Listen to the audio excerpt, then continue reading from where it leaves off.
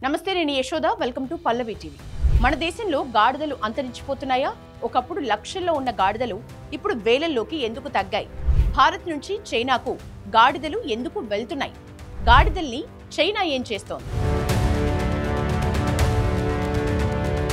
మన దేశంలో గాడిదల సంఖ్య గణనీయంగా తగ్గుతోంది. ఒక్కొక్కటిగా చైనాకు తరలి వెళ్తున్నట్లు జంతు ప్రేమికులు ఆందోళన వ్యక్తం చేస్తున్నారు. మధ్యప్రదేశ్ ప్రభుత్వం ఇటీవల పశువుల గణన లెక్కల్ని విడుదల చేసింది. ఈ లెక్కల్ని క్షుణ్ణంగా పరిశీలిస్తే గాడిదల సంఖ్య గణనీయంగా తగ్గినట్లు తెలుస్తోంది. 1997లో ఇక్కడ 49,289 గాడిదలు ఉండేవి. ఇప్పుడు 3,052 గాడిదలు మాత్రమే మిగిలి ఉన్నాయి. అంటే గత 3 దశాబ్దాల్లో గాడిదలు 94% తగ్గిపోయాయి. మధ్యప్రదేశ్లోని అనేక జిల్లాల్లో గాడిదలు పూర్తిగా కనుమరుగయ్యాయి. రాష్ట్రంలో నర్మదాపురం జిల్లాలో అత్యధికంగా 332 గాడిదలు ఉండగా రాజధాని భోపాల్లో కేవలం 56 మాత్రమే ఉన్నాయి. ఈ సంక్షోభానికి ప్రధాన కారణం చైనా దేశమని ఇక్కడి జంతు హక్కుల కార్యకర్తలు ఆరోపిస్తున్నారు. మరి గాడిదల్ని చైనా ఏం చేస్తోంది? గాడిదలతో చైనాకేం పని?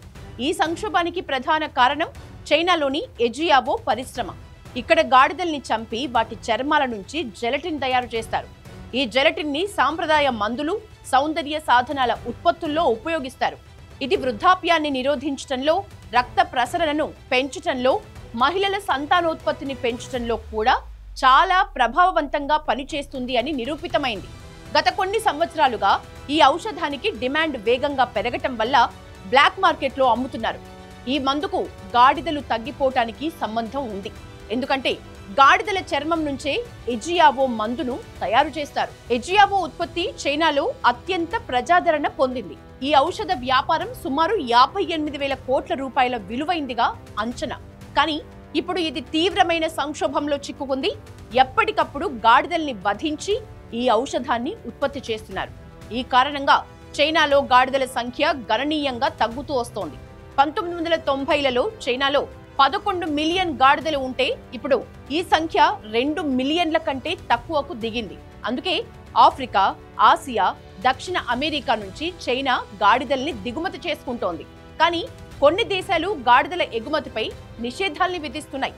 ఆఫ్రికన్ యూనియన్ 2024లో గాడిదల చర్మం ఎగుమతిని నిషేధించింది. దీంతో చైనా అడ్డదారుల్లో భారత్తో పాటు మరికొన్ని దేశాల నుంచి గాడిదల్ని తీసుకుంటోంది. దీంతో భారత్లో గాడిదలు అంతరించిపోయే ప్రమాదం ఏర్పడింది. గాడిదల్ని మన దేశంలో గ్రామీణ స్థాయిలో వస్తువుల రవాణాకు ఎక్కువగా వాడుతూ ఉంటాం. ఇటుకలు, ఇసుక, కంకర సహా ఇతర బరువుల్ని మోసేందుకు గాడిదల్ని ఉపయోగిస్తారు. కేవలం బరువులకే కాదు, పాల కోసం కూడా గాడిదల్ని పెంచుకుంటారు. గాడిద పాలు లీటరు 7,000 రూపాయలు పలుకుతోంది. దానికి కారణం గాడిద పాలల్లో ఎన్నో ఔషధ గుణాలు ఉంటాయి. ఇన్ఫెక్షన్లు, కోరింత దగ్గు, వైరల్ జ్వరాలకి, ఆస్తమాకి గాడిద పాలని మందుగా వాడుతూ ఉంటారు. ఈ పాలల్లో A, B, B1, B12, C, D, E vitamins సమృద్ధిగా ఉంటాయి. కొవ్వు కూడా తక్కువ. నిద్రలేమి, ఎసిడిటీలతో పాటు ఎగ్జిమా, సిఫిలిస్, స్కాబిస్, దురద, తామర వంటి ఇన్ఫెక్షన్లన్నిటికీ గాడిద పాలు మంచి ఔషధమని చెప్తారు.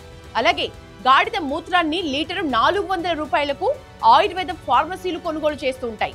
గాడిద పేడను కూడా కొన్ని కంపెనీలు కొనుగోలు చేస్తున్నాయి. ఇన్ని ప్రయోజనాలు ఉన్న గాడిదలు అంతరించిపోయే దశకు చేరుతున్నాయి. చైనా లాంటి దేశాలు చర్మం కోసం గాడిదల్ని చంపుతూ వెళ్తూ ఉండటం ఆందోళన కలిగిస్తోంది.